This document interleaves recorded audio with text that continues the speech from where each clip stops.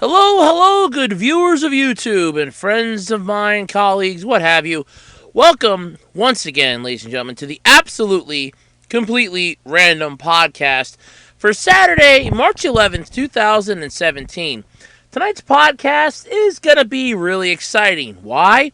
Because I'm going to be talking about the new life-size Gundam statue of the RX-0, the unicorn, that's going to be debuting this fall in the spot where the former RX-78 Gundam stood. That's right. I'm going to be talking about that. I'm going to be talking about a Kickstarter for a Sword Art Online. It's kind of interesting. For a Sword Art Online board game. Interesting. I'm going to be talking about Toonami streaming the promo video for their new, I guess you want to call it micro series? Debuting next Saturday, called Sand Whale and Me. Yeah, I'll get into that a little bit. The Gundam theme park is going to get replaced by Japan's biggest Gundam model center. So I'm going to be loving to talk about that. Let's see, what else do I got this week? Oh, yes, that's right. I have something that really scared and upset me a little bit. The Malta's iconic Azure window crumbled into the sea. That's right, a landmark over in another country is officially now a former piece and a footnote in history. This and maybe some random topics off the top of my head, stuff that I'm thinking about. You never know what the night will give. So for the next hour or so, I am your entertainment. I hope I can do you well. But before we get started, you know the drill, ladies and gentlemen. If you're interested in trading cards, specifically Yu-Gi-Oh! Possibly some Pokemon? I'm getting into that again. Anime, DVDs, action figures, what have you. Collectibles, weird stuff, weird shit. Weird things, oddities you'd have around your house just as conversation starters. Because remember, nothing starts a conversation like something weird you have plopped on a coffee table. Swing by my eBay page. It's all lowercase, ARHOADS-2012. I have a lot of weird stuff up for sale. I make sure that every customer is satisfied with their purchase. I don't sleep at night if they're not satisfied. I feel like I screwed up. Let my 671 positive feedback give you satisfaction. That's right. I am that good. At least I hope I'm that good. Well, they say I'm that good. But, you never know. So anyway, swing by and check out my eBay page. That's all lowercase, ARHOADS-2012 on eBay. You can also follow me at Otaku Roads on Twitter. So, my week's been fun. In case anyone's wondering, I'm just started to suck on a cough drop. Why, you ask? Because my cold's coming back. Oh, yay! The thing I thought was done and over with is coming back. I had a long week at work. We started a new system for moving stuff, and it's still new, but I don't really have much faith in it, but you never know. I had a long week, regardless than otherwise. So it has just been one of those I'm tired moments. I got my 44 ounce of Dr. Pepper from the Fleetwood Food Market. God, I love that convenience store. I go far out of the way just for that. So yeah. It's been a long week, but I got my stuff. I am prepared. I even got my little buddy that got a nice bath yesterday. A little friend that has been with me since I was 5 years old. My faithful companion, my teddy bear Tyler. That's right. I'm not going to... Well, you know what the hell? I'll get into the story. I was 5 years old. Didn't really have many friends. No siblings. I'm an only child. So, for Christmas, when I was 5, I got a teddy bear. And his name is Tyler. named after named after a classmate of mine in elementary school, at least in kindergarten.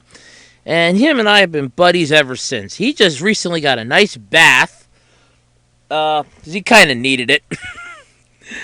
I mean, he kind of just stayed the same way for like 22 years. So, yeah, he kind of needed a bath. It's nice to have him smelling nice and fresh again. It's nice having my little buddy nice and clean. Always keeps me, calm and happy. And as a great man once said, what's the point of being grown up if you can't act childish every now and then? So, to anybody out there that doesn't like the fact that I have a teddy bear and I'm 27 years old, you can bite me. So, without any further ado, let's Z into the topics this week, because I got a lot to go through and not a lot of time to do it. So, who remembers the RX-78-2 Gundam that was over in Japan? That big life-size Gundam. Well, if you have your hands up, prepare to put your hands down. Unfortunately, Bandai is taking it down. Now, I reported on this before, like a few podcasts ago. But last Sunday was the final day for it. Unfortunately, it closed up. It was sad. What they basically did, they had a send-off ceremony. I actually caught clips of it. Somebody had a couple clips up on YouTube. I thought it was really great. What they did and how they did it was very fitting of it going. So, where was this life-size Gundam? It was in Tokyo.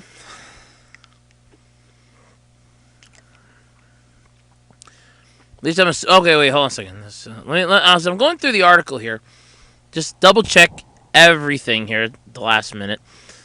See here.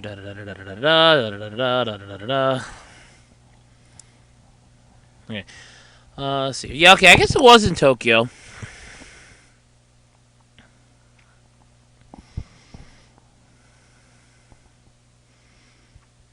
Yeah, I think it was in Tokyo. So that's kind of set. Oh, yeah. Yeah, okay. It was the Gundam Front Tokyo attraction, I believe. Yeah. So, it was kind of sad. They closed it up. Now, they're planning to put a new statue there. They're basically, it's not like there's not going to be anything there. They're planning to put the RX-0, that's the Unicorn Gundam, there. They had a picture of it. Wasn't that bad, looking up a picture. But they're planning to depict it and debut the statue sometime this fall. The new statue will depict, like I said, the RX-0 Unicorn Gundam for Mobile Suit Gundam UC, which is not a bad series, I will admit that. Will debut at the site of the current statue in front of the Diver City Tokyo Mall on the artificial island of Odaiba. This is kind of cool. The Gundam Front Tokyo attraction that's located on the 7th floor of the Diver City Tokyo Mall sadly is also closing on April 5th, which is really sad. It's about a month later, I guess. Oh yeah, it was about a month later. Yeah, that one's going to close when I reported this on this the last time. Then they gave a little history here. The current statue, which was the RX-78 model piloted by Amuro Ray in the first Mobile Suit series, unveiled at Odaiba's Shiokaza Park in 2009, where it stood for 52 days. 4.15 million people visited the statue. It was then relocated to Shinjuku City in 2010, where it stood from July of 2010 to March of 2011. It was holding a beam saber in its right hand in 2012. Statue was dismantled and rebuilt at its current location, where it has stood since until this past Sunday, when they, unfortunately, I guess, started taking it down, or at least, I'm assuming they probably did. I didn't get a live picture from over there, but I'm assuming it. So it's not too bad. It kind of sucks that it's gone. The Gundam Front Tokyo attraction features the G-Dome Theater. It's a collection of Gundam model kits and artwork from the franchise. The attraction debuted many short anime films for the franchise in both the G-Dome Theater and through its giant Wall G presentation setup. It projects videos into the outer wall of Diver City, Tokyo, behind the Gundam statue. These shorts include Mobile Suit Gundam UC, A Phantom World, Mobile Suit Gundam Sun Special Episode, the Competition of New Gundam Red or White short, the Gundam VR Daiba Assault Virtual Reality Experience, and the Gundam Reconquista in G from the Past to the Future short. The last one, Reconquista, I know I'm mispronouncing that, in G, was not a bad Gundam series. Sadly, it was one that Gundam Info YouTube channel, which has all the official Gundam shows, I should say. I had a little brain fart there. I apologize. They stopped streaming it here in the U.S., so you couldn't see it. But now they put some of the newer ones on, like Iron Blooded Orphans. You have all the Gundam Build Fighters Tri-Fighters. You have Thunderbolt. So you can watch them again now. Guess they must have got a lot of angry letters from otaku fans around the world. I don't blame it. So, what does this basically mean for Gundam fans? Well, it means that big-ass statue of the RX-78 is no more. And in its place will go the RX-0. Which, I can understand it. I mean, it's time to get on with the old and in with the new. So, it's kind of neat in its own way. I respect that. I guess we'll just have to wait and see how time tells, see if it can be just as good. But what I get a kick, though, out of this, is that, and I remember this from a couple years ago. In 2014, the Gundam Global Challenge press conference had announced plans to make the statue move by 2019. It's going to kind of be difficult to do if the statue's not there anymore. Unless you're just going to put it in storage and then make it so that it actually moves, other than just its head and automatically opening its cockpit to reveal a screen inside. So other than that, they wanted to make the arms move in that. I remember that. So I don't know if that's still going to be going on or if they decide to throw that onto the trash can. I don't know. But I guess only time will tell. I mean, it was interesting to see it. It was interesting seeing the pictures. I wish I could have seen it in person. I really do. That must have been like a once-in-a-lifetime thing, and I didn't get to see it in my lifetime. All right, let's talk about Toonami. They finally have come out of the woodwork. If you thought that Adult Swim was just leaving them in the dust for a reason, well, I still think they are. But Toonami is streaming promo videos for a new series that they're coming out with. It's a micro series, a 5-part micro series, debuting next Saturday, by the way, at midnight. And it's a 25-minute, 5-part micro series, so it's about half an hour. So it's like a decent anime-length episode. You figure you add in commercials. It's called Sand Whale and Me. It's by Mamoru Oshii and Production IG's Sand Whale and Me series. That's what it's called. They were streaming the promo videos for it Sunday. 5-part. It's a hybrid live action and CG micro series. Directed by Mamoru Oshii. And I do apologize tonight. I'm a little on the tired side. So this stuff's starting to get a little blurry for me. Who did such work as Pat Labor, Ghost in the Shell, and Skycrawlers, and it's going to be produced by Production IG, which did Ghost in the Shell, FLCL or Fully Cooley, and Blood Sea. So you basically got two people that worked on the same program, the same series, and some good and not so good, one I never even heard of before. What the hell is Skycrawlers? I'll have to look that up. Hold on. I got internet access. Let me look that up while I talk about this. So let's get back to the topic here at hand while Google looks this up for me.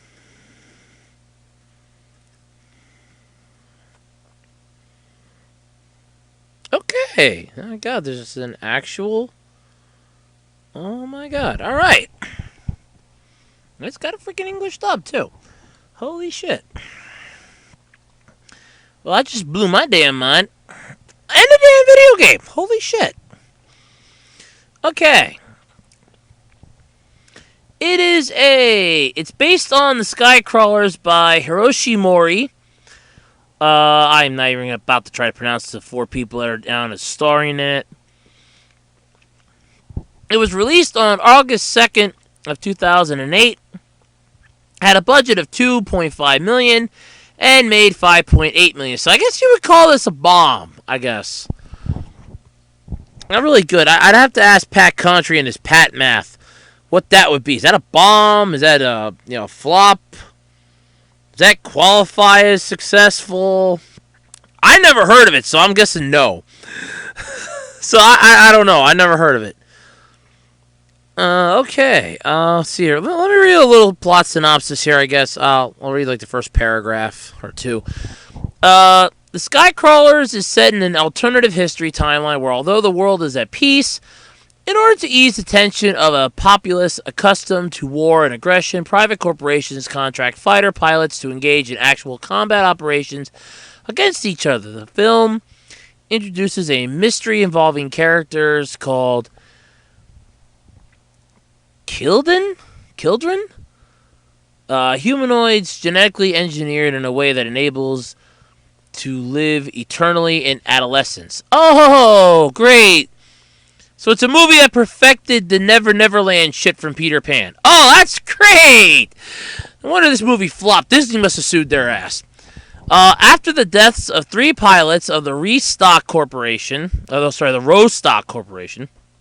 the hands of a J2 Skylee, piloted by the Lantern Ace pilot teacher, Yuichi Kanami, is reassigned to Area 262. Hey, that's a palindrome. After meeting the chief mechanic, Toa Sasakuri, he inquires as to the fate of the predecessor who had left the Senka MKB pusher prop assigned to him in pristine condition prior to his disappearance. Okay, I'm lost and I'm in the second paragraph. No. Okay. Now I know why this movie, and now I know why I never heard of it. You lose me in the second paragraph of the damn plot, I'm out. Nope, I'm out. I'm done at that point. Okay. So, back to the article at hand here. Like I said, the series is going to premiere on March 18th, basically it's going to premiere, it'll be March 18th time-wise, but as far as Toonami-wise, it's going to be the 17th. Because Toonami's only on Saturdays, but it goes into Sunday morning, so it's technically going to be one of those, it's a weird thing. Basically, next week's Toonami it's premiering. Just go with that. To celebrate Toonami's 20th anniversary. Oh, yeah, that's right, Toonami started on St. Patrick's Day. I forgot about that. Wait a minute. Yeah, next week is the freaking 18th. What the hell? Debut the 17th. The 17th is a freaking Friday. Okay, sorry about that, folks. Like I said, I'm tired. I'm tired, so my mind is not working. Dates in my head are not coming together here. Okay, it'll be next Saturday either way is when it's starting. For the 20th anniversary of Toonami. Hey, it turned 20. All right. Woohoo! Happy birthday, Toonami. One more year and you'll be old enough to drink. And at that point in time, teenagers around the world will go, I know a friend that is old enough to drink. And their parents will look at them and go, how? I watch it on TV every week.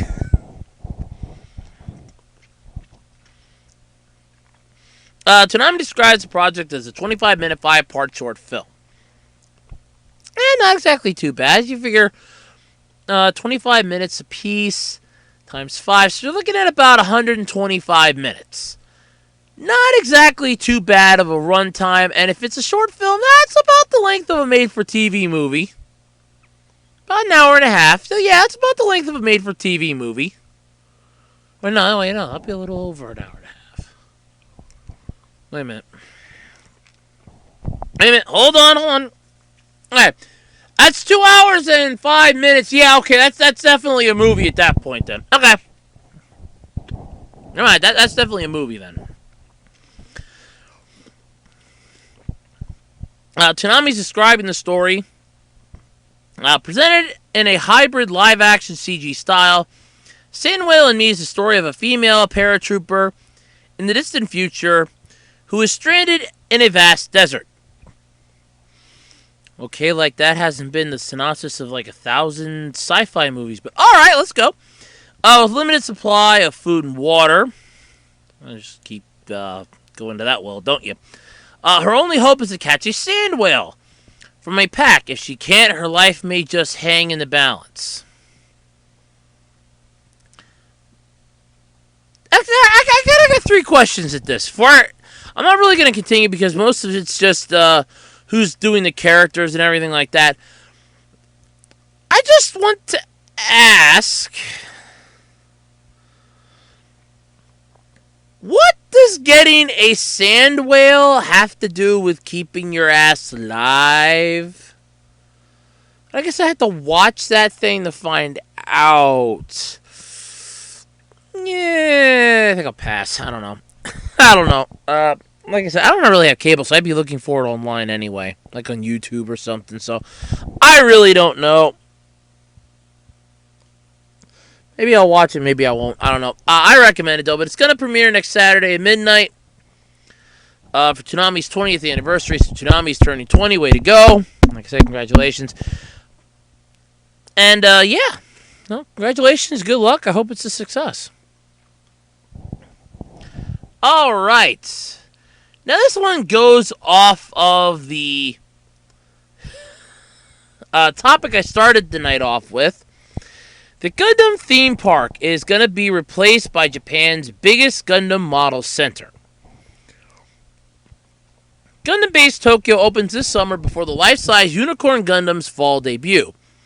Bandai announced last Sunday that after the Gundam Front Tokyo amusement park closes at the Diver City Tokyo Mall on April 5th, the Gundam Base Tokyo complex will take its place this summer.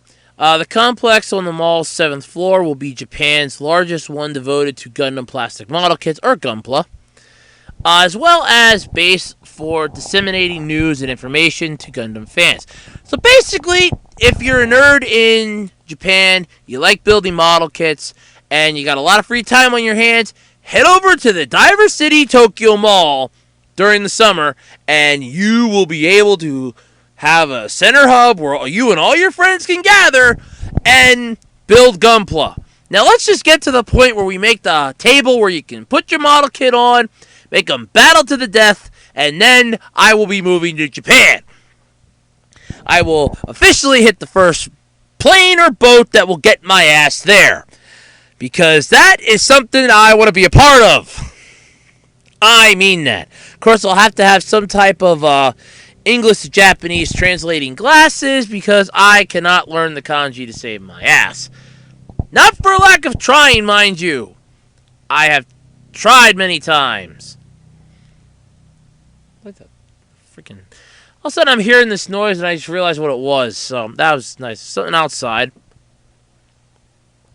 Unlike the current Gundam Front Tokyo, the Gundam Base Tokyo will not have an amusement area that requires paid admission. Woohoo! Strict G, the Gundam-themed fashion store that is also on the 7th floor of Diver City Tokyo Mall, will remain after Gundam Front Tokyo closes, but it will be revamped before it reopens alongside the Gundam Base Tokyo. So just out of curiosity, I like the name here. I'm just curious. I just thought of this. I like the name here. So we have...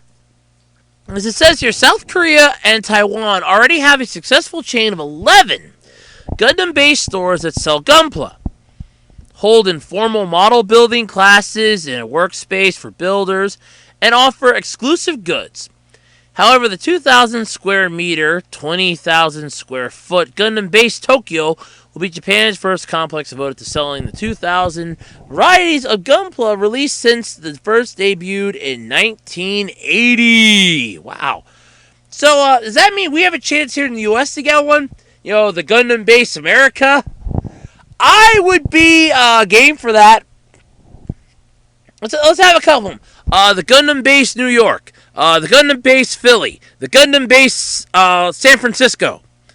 The Gundam base Florida. Or Miami. Let's just have them in popular spots. Come on, America! This would be cool to have Gundam model kits and a store that sells the crap out of them here in the U.S. We can have global events. Anybody out there from Bandai that's listening to me, I'm open with the ideas. I'd actually like to have one. That'd be cool. I'm serious. This would be really neat. So, this is all, like I said, going about with the life-size statue of the RX-0 Unicorn Gundam replacing the RX-78 Gundam this fall. Of course, the RX-78 is already pretty much done at this point. But it's still impressive that they are building this massive complex. And it's going to be something this amazing. And I did not know that South Korea and Taiwan already had a successful chain of 11 of these things. Is that 11 each? That's 22, I'm guessing? Wow. So that's 22. If it's 11 apiece, that's 22 of them per total. And this one's going to be in Tokyo. Yeah, I say let's stop branching this in the east. Let's go west here. Come to the west. Give America a shot. I know we screwed up. We got rid of Gundam too fast. Please don't give us another chance. Please give us another chance. Don't make us beg for it. This would be amazing to have here in the U.S. Hell, that would probably be my second home. Who am I kidding? That would be my second home. I would pretty much be living there. I'd probably be walking around in my underwear. Where does he live? Oh, he lives in a room in the back. There's a cot there and some model kits and put your pants on, damn it! You're scaring the customers. That's something people always say. Well, this is like your second home. You go there all the time. Yeah, I'd probably be in there every day. They would know me by heart. All of a sudden, they'd probably be like, well, do you know if they have this? Oh, yeah, over there, aisle 6. Oh, yeah, over there, aisle 6. Yeah, right there. I'll be up on the top shelf. 15th from the left, 12th from the right, right smack dab in the center. Can't miss it. That would be scary but cool. But, yeah, I say one of these should come to the U.S. Come on, this would be really cool. So I'm all for that. Yeah, so that's going to be opening up in summer. This summer. The new RX-0 Unicorn Gundam life-size statue will be debuting this fall. And I think that's all the news I have for Tokyo and Japan. So, yeah. I think that's it for Tokyo and Japan. Alright, well, let's go off of Japan. Let's go to another country. Who out there likes Game of Thrones? Who knows about this massive rock arch that was in a lot of films and popular Game of Thrones television series? It was a notorious tourist trap, cliff jumping into the clear blue water below tourist trap, and it was in Malta. If you answered the Azure window, the limestone rock formation that was one of Malta's most famous landmarks on the island of Gozo, and notice how I say the word was. Well, then you're correct, because unfortunately it collapsed into the sea earlier this week due to heavy storms. The Maltese Prime Minister, Joseph Muscat, tweeted one of the heartbreaking loss of our Gozo's main attraction. He tweeted of it, I should say. Mr. Muscat said in a tweet that the famous Mediterranean landmark had always faced destruction because of natural corrosion. And it's true, if you actually looked at a picture of it beforehand, you could see that the bottom of it was basically just literally eroding away.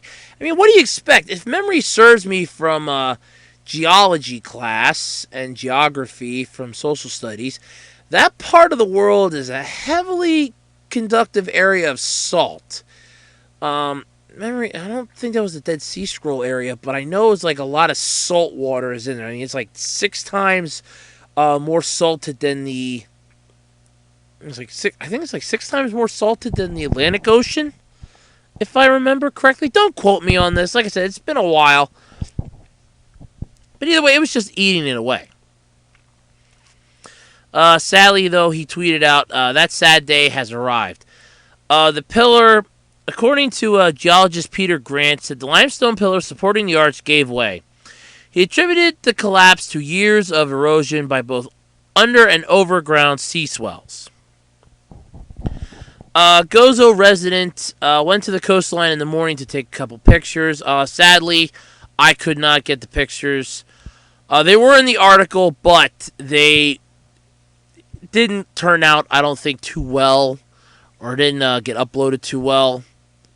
At least that I could see them that well, but there's really nothing left. I mean, just basically picture what it was. If you know what it looked like, just imagine it not there anymore. And it's basically what it is. Literally.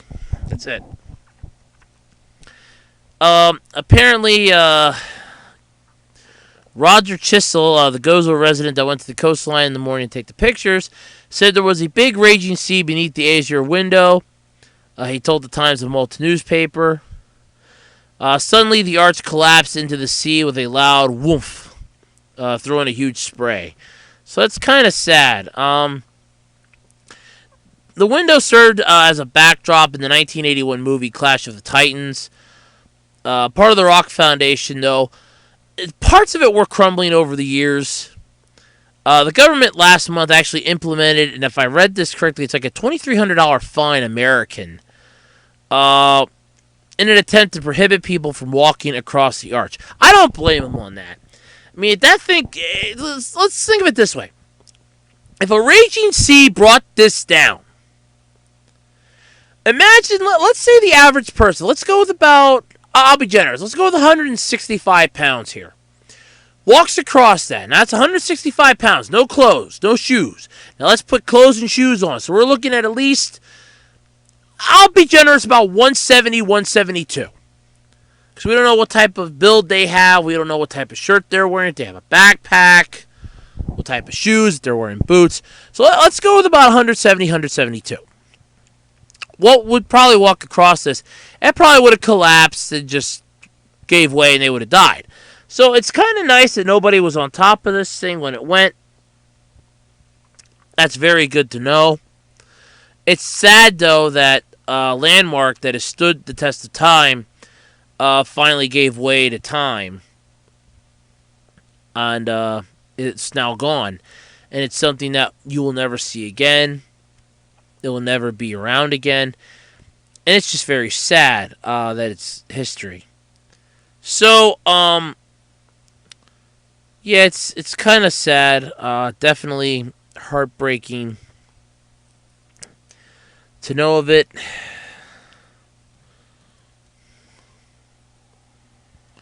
I mean, it's just horrible.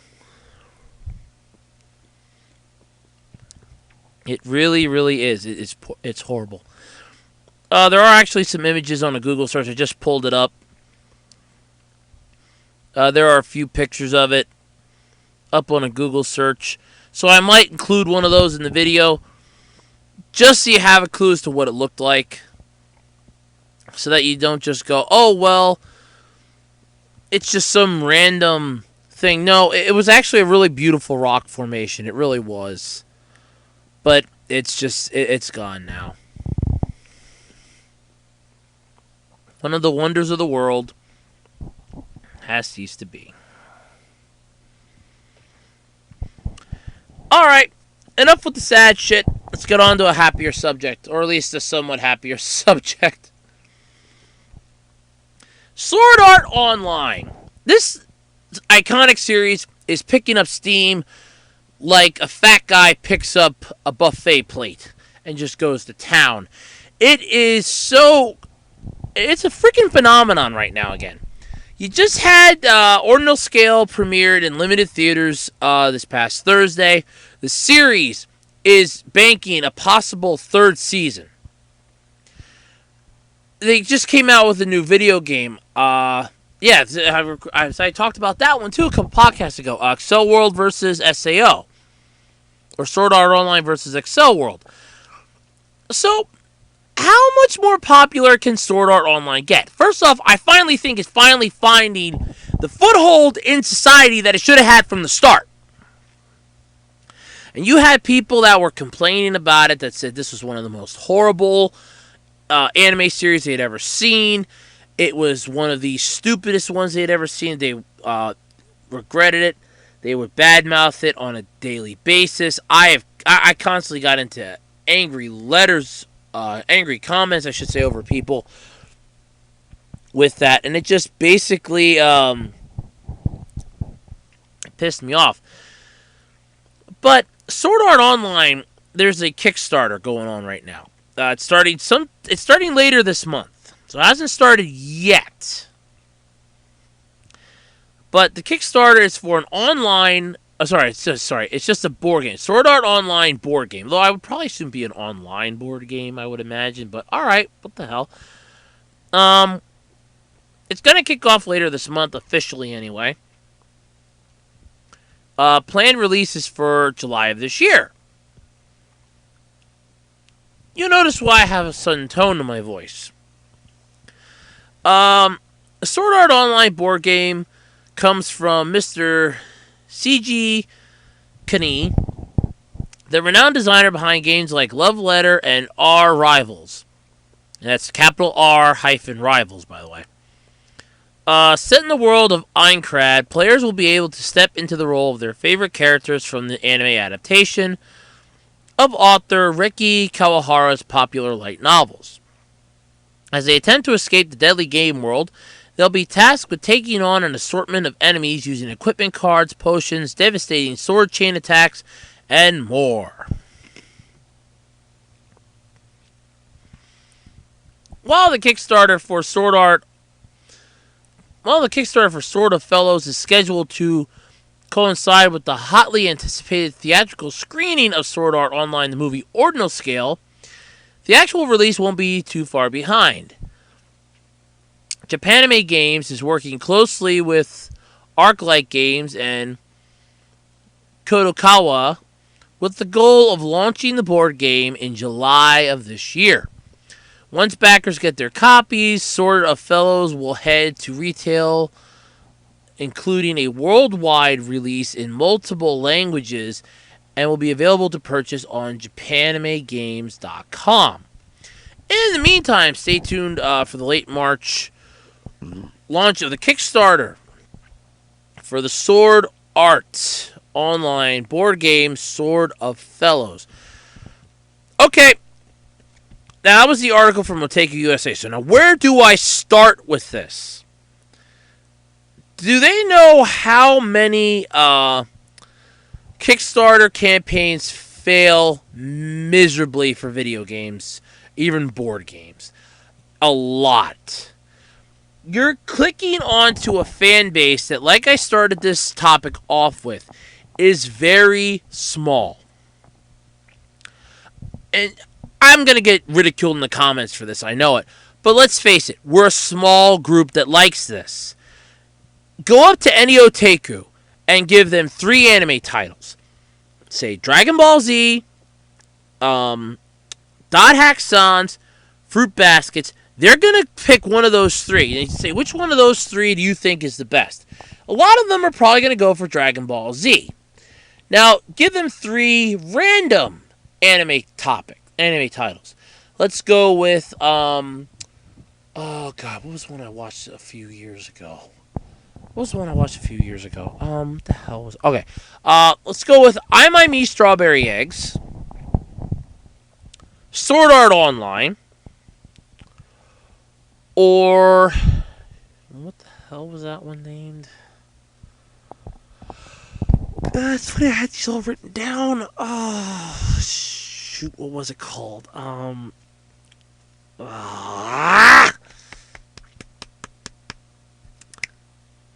The Mecha Holy of Haruhi Shizumiya. There you go. Go with those three. And ask them basically at that point to rank which one they like the most. As 1, 2, or 3. I guarantee you they're going to go with the Mecha Holy of Haruhi Shizumiya is probably going to be 1. Sword Art Online is going to be so far down on the list, it'll be number 3. And, or it just might beat out I My Me Strawberry Eggs if nobody's ever heard of it before. So, what I'm saying is there's, like I said, and I know I said it in a really screwed up way, but it's true. We're a small niche group of this. So you're expecting them to back this. With no official Kickstarter out yet, they don't have much information as to how much they actually need, what the goal is going to be for this, what exactly are you going to get besides a free copy of the game, I'm assuming, for backing this. It's basically a Dungeons and Dragons thing if you think about it. I mean, you're using equipment cards, potions, devastating, sword chain attacks, and more. So, like I said, it's sort of like a Dungeons Dragons sort of thing here. So, I'm assuming we gotta roll a die and everything else. Is this gonna be like you're gonna get little characters you can create, like a Kirito character and all that stuff? You can have Asuna. We don't know.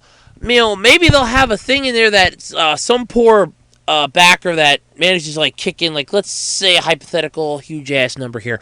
Let's go with 50 grand. Let's just go with 50 grand. So let's say that some poor pathetic bastard has just gotten grandma's inheritance, and instead of giving it to a worthwhile charity, putting it away, paying bills, saving up for that day when he decides to, you know, find the girl or guy of their dreams, whatever. I'm not going to judge here. You know? They decide, I'm going to back this game. Here's $50,000 to get this off the ground.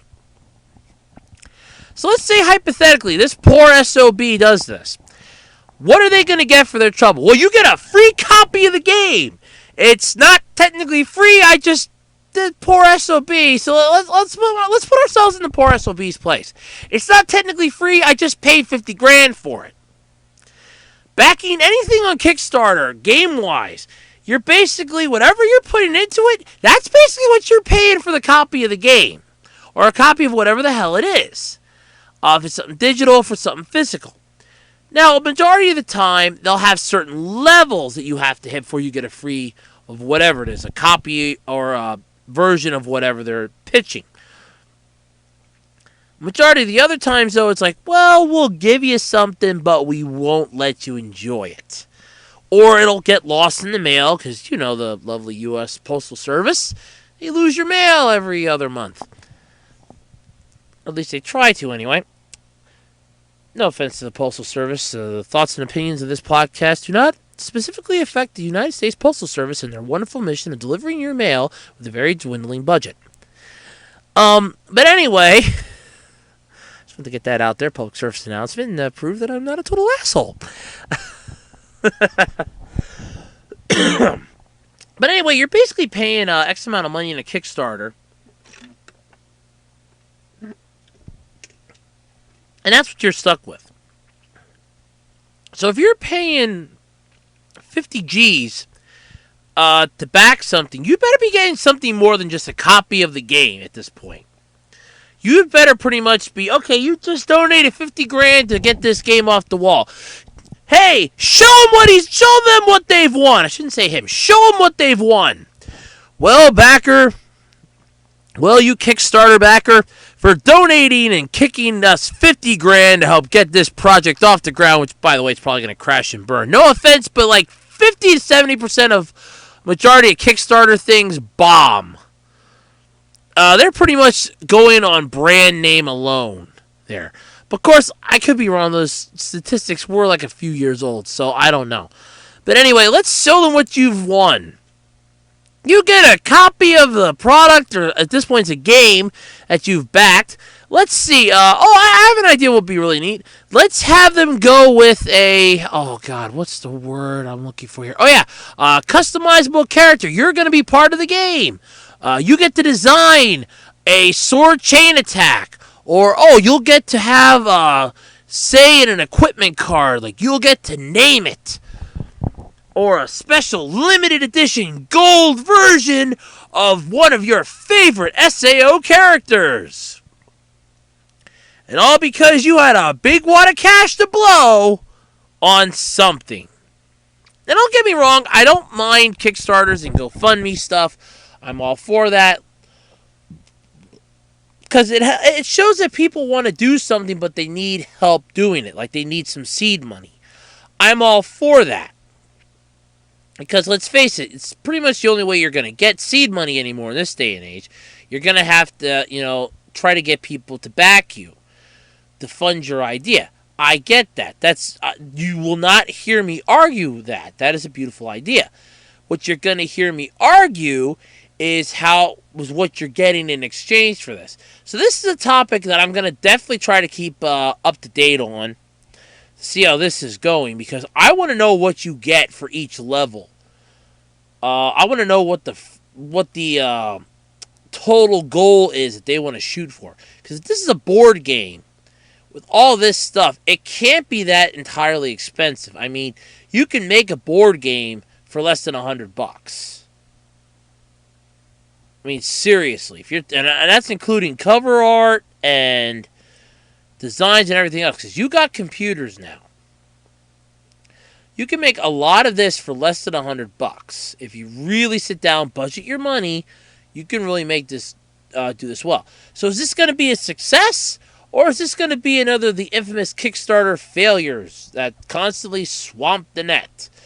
Only time will tell as we wait for the continuing adventures of Tales of Kickstarter. I guess I should start that up now, huh?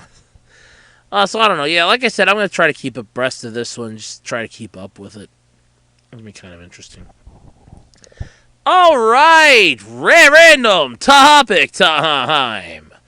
All right. So, since I have no questions this week, nobody's asked me any questions. I want questions, by the way. You can send them to acrpodcast@gmail.com. Or you can even tweet them to me. Or message me your questions on Twitter. I think I have that available that you can message me. You don't have to be following me. But you can follow me, too, on Twitter. You can message me here on YouTube and ask me questions. I will not mind that at all. But anyway, there are no questions this week, so please send me questions. I like questions. I like being asked to think. It makes me feel good and happy inside. But anyway, moving on to random topic time. Earlier this week, my mom and I were coming back. We had to run into the Dollar Tree to pick a couple things up. We were coming back, and I was telling her about it. I said, did you ever see the movie What's Eating Gilbert Grape? It's when my mom and I go away, like if I drag her along, like let's say I want to go to the Dollar Tree or something. First off, it's her car that I'm using. So I pretty much need her permission in order to drive it. Unless I'm going to work. She knows that I kind of need the vehicle for that. So it's like, okay, there's your free pass. Otherwise, if you want to go somewhere, I usually tell her, hey, Mom, I'm going to use the car. I'm going to go like to the Dollar Tree, maybe Walmart. Or, hey, Mom, I'm going to go to the mall for a couple minutes. Hey, Mom, I'm going to go hang out with my buddy Sean. Or I'm going to go hang out with my buddy Andrew for a little while. She's fine with that. As long as I tell her I'm using the car, she's fine with that. I'm not like many of those other kids out there. Of course, keep in mind, I'm 27, and I mean that. I'm 27. I was born in 1989, folks. So anyway, we're coming back, and I just picked this question at random. I'm like, did you ever see the movie What's Eating Gilbert Grape?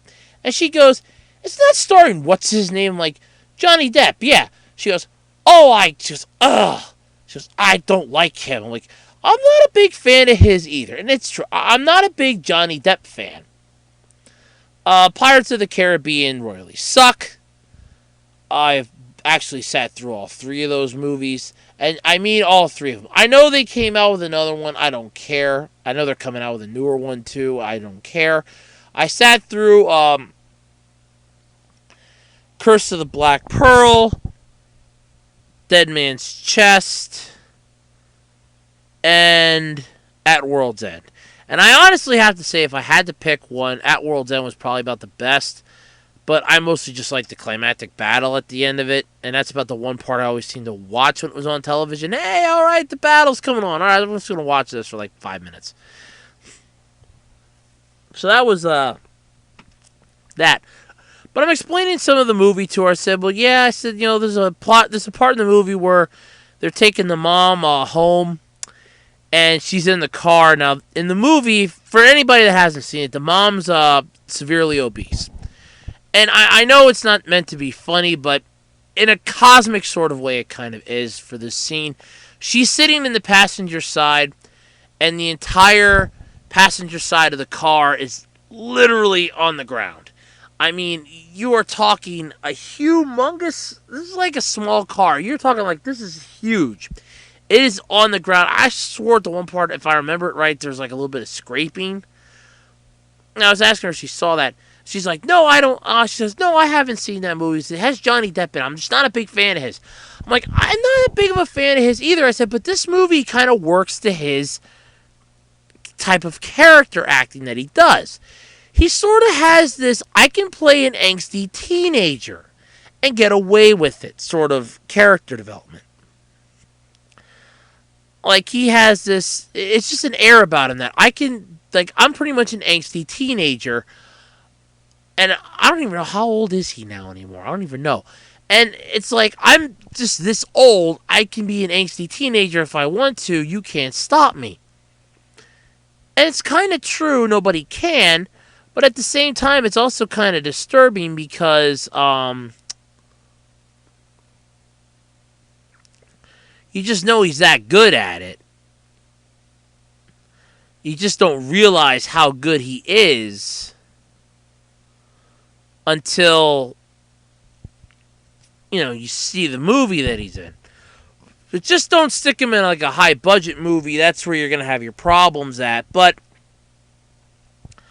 basically, it's not bad. The movie is good. I do recommend it if you get a chance to watch it. I highly recommend checking it out. If possible. If possible, check it out. I do recommend that. But, yeah, either way, it was just ironic. It's just the way she said it. She goes, well, that has what's-his-name in it. I said, yeah. And she goes, I don't like Johnny Depp. I'm thinking, well, there's a lot of actors that you watch in movies that I can't stand, and I still watch the movie. I'm not that big a fan of Tom Selleck, and I watched some of his stuff that he was in. I watched, I watched Magnum P.I. I watched this and that, so it's not like it's an entire love loss. But I just find it ironic that she just said it like that. That's what was funny.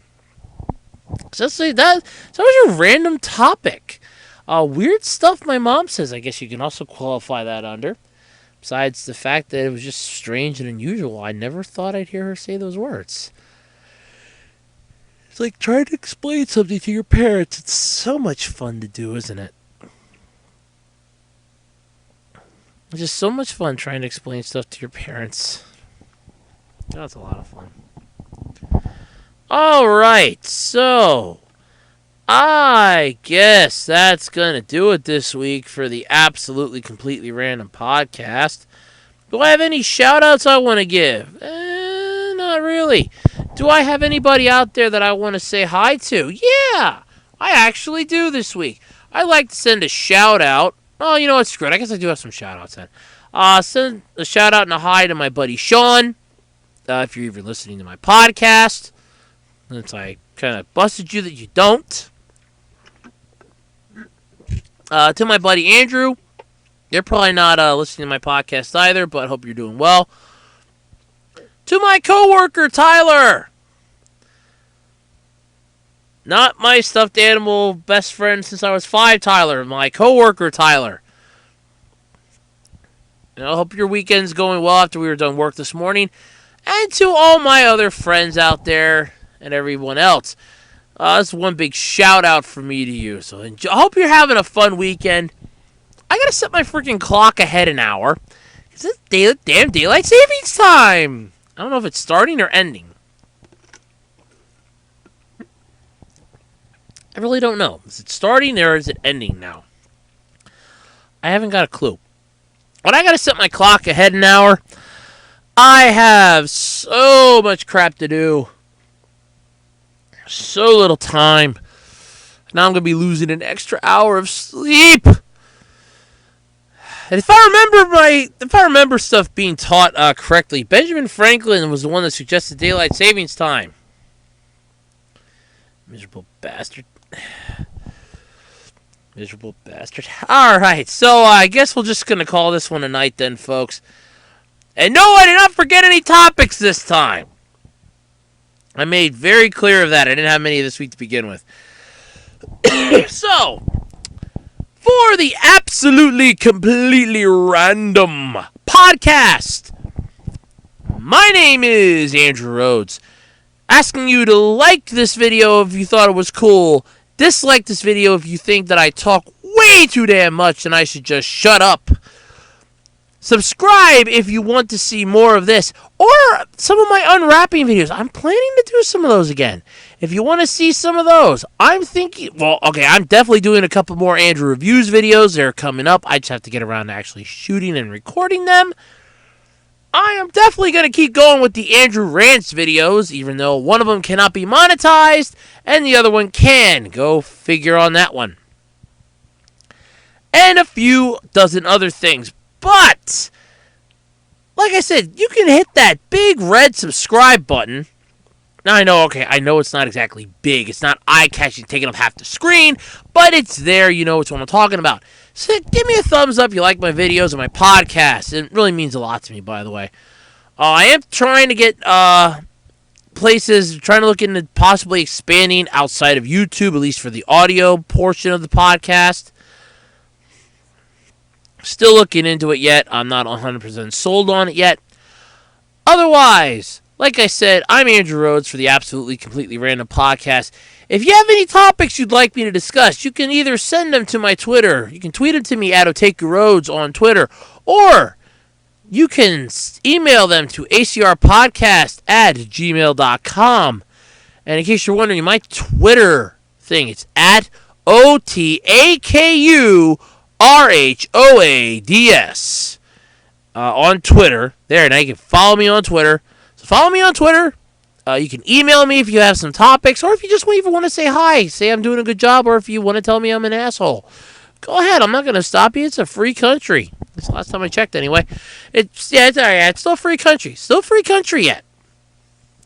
So if you have any topics you'd like me to discuss, feel free to email them to me or tweet them to me. If you have any ideas on ways I can improve the podcast, feel free to either tweet or email them to me. I am planning on possibly doing a new logo. I'm working on that. Trying to figure out if I want to do it myself or if I want to hire it out to somebody else. That's the part I'm up to now. Maybe something else. Ooh, you never know. Something might happen. Might be an idea brewing in my head. So yeah, send them. So if you have any ideas or thoughts of ways I can improve the podcast, I always love to hear from my viewers and ways I can improve things to make them happy. That'll make me feel good inside. And if you even want to sponsor the podcast, you want to take a chance on me, I welcome that. Again, you can, that one you do have to email me, though, at acrpodcast@gmail.com. But, as I said before, my name is Andrew Rhodes. I would like to thank you for letting me into your lives for the last hour, for this good hour or so. Sorry I ramble on a little bit too long on certain things, but I just don't know when to stop. I'm like Doctor Who. I could build a machine that'll detect shapeshifter DNA, download comics from the future, microwave TV dinners at 20 paces. I just don't know when to stop. So anyway, for the Absolutely Completely Random Podcast, I'm Andrew Rhodes saying have a nice weekend, and I will catch you all next time. Bye-bye, everybody!